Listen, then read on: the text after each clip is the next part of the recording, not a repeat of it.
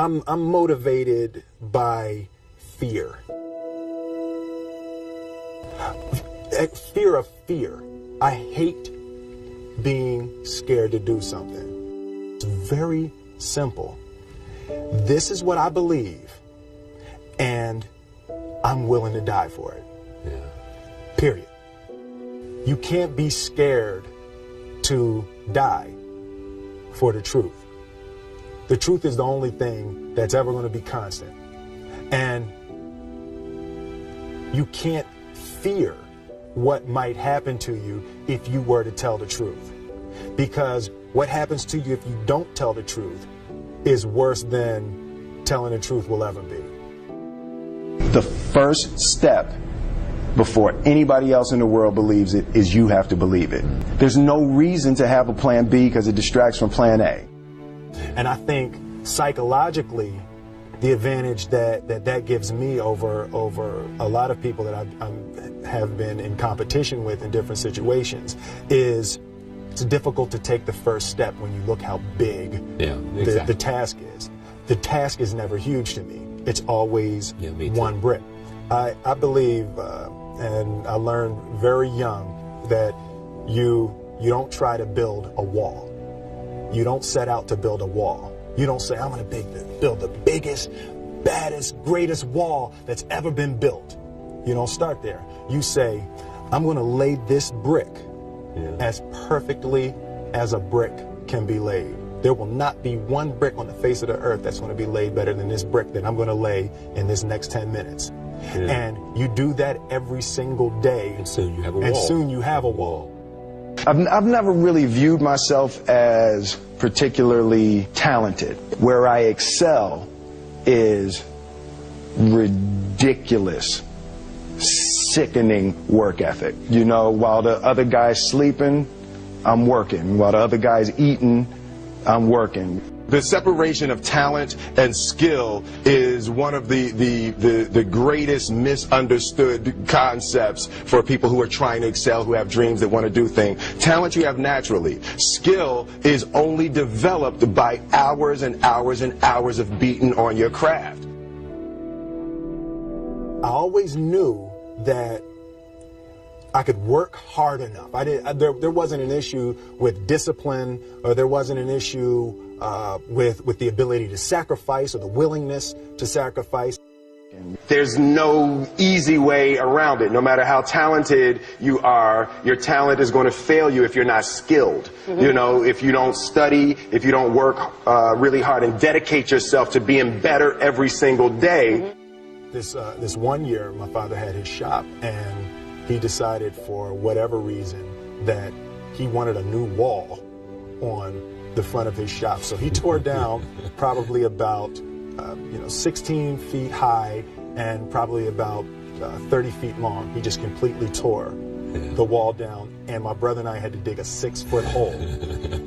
We for the foundation. For the foundation. Right. We would mix in the concrete by hand. A year and a half. We were building this wall for a year and a half. Every day after school, we would come and mixing concrete, putting it in the hole, doing it. And it was just myself and my little brother. And I remember standing back, looking at that wall, saying, there's going to be a hole here forever. A year and a half later, we laid the final brick. And my father stood back with my brother and I know he planned this. He says he didn't, but I know he had been planning this and writing this for his for the past 2 years. But we stood back, we looked at the wall, and he looked at me and my brother and said, "Don't y'all never tell me that you can't do something," and walked into the shop. As a child, my parents always told me you could be whatever you want to be, you could do whatever you want to do. And you know, that office, that position, the highest office on the face of the earth, it was something I heard my parents saying it, but I didn't totally believe it. Yet I went out in the world and I carried myself and I held my head high and I stood there and I looked people in their eyes and I talked to people as if I was deserving of everything that this planet has to offer. I really want to say to children out there and to people who are watching, Confucius said one time, he who says he can and he who says he can't are both usually right.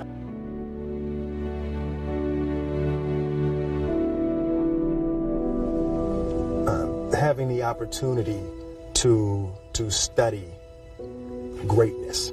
Anytime you have that opportunity, there are certain intricacies that will make clear who you are. It becomes that much more clear who you are.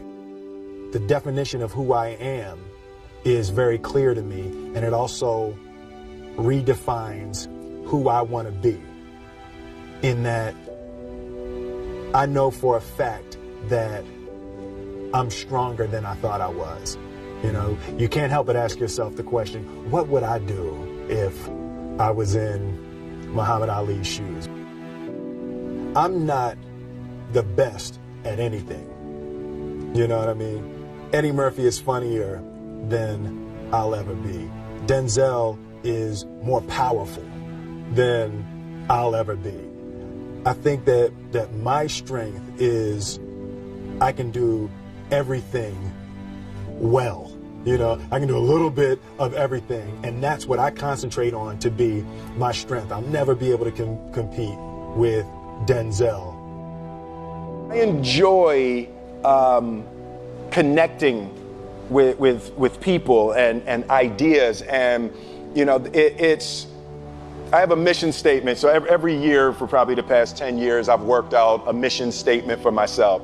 And for the last few years, the mission statement has stayed the same, and it's been improve lives, right? So when I go into something, I'm looking for how the quality of this piece could potentially improve lives. But it's all along the way. It's when you make the movie and how you're interacting with people in the process. And the concept of improving lives runs through the center of everything I do. And then I realized that the way to improve lives is to continually improve yourself, right? So with that, every morning when I get out of the bed, I haven't fixed everything in the world yet, so there's always something to do.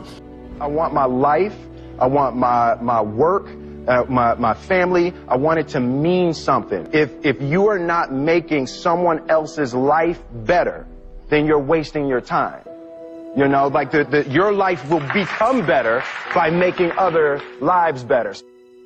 A few months ago, I said that I believe that if I chose to, I could be the president of the United States. And I think as I've had a chance to intellectualize why I said that. Yeah.